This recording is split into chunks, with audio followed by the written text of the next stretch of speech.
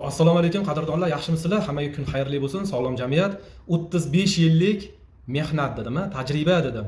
Bu mahsulotning ustida kanadalik olim Albert Zert 35 yil ishlagan.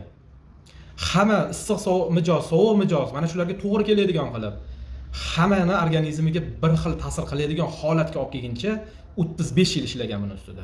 Va nihoyat bu mahsulot dunyoga keldi. Sodda qilib tushuntirsak, mana shu ko'k korobkada bo'ladi. Hozirgi kecha kunduzda o'zim ichyapman shuni. Bugun 3-kun. Bugun 3-kun boshlaganimga. 14 kun ichiladi. Ichish jarayonida o'ziga yarasha dietalari bor. Yesa bo'ladigan ovqatlar bor, umuman yeyish mumkin bo'lmagan ovqatlar bor. Mana shularga qat'iy rioya qilib ichilsa, albatta natija ko'riladi. Bu nima beradi deydiganlarga?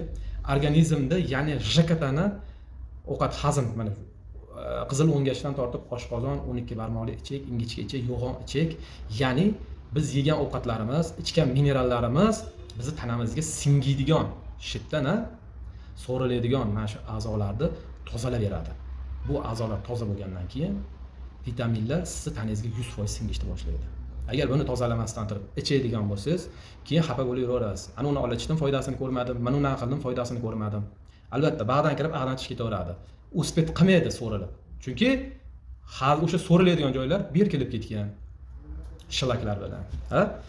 Agar kimga yana ham to'liq ma'lumot kerak bo'lsa, aloqaga chiqinglar. Zo'rlab tushuntirib beraman. Dunyoni qaysi chekkasida bo'lishingizdan qat'iy nazar. Yagona narx o'zgarmas sifat. Mahsulotni topib beraman, qayerdan olishingizni, qanaqa ichishligingizni hammasini tushuntirib beraman. Sog' bo'linglar, salomat bo'linglar.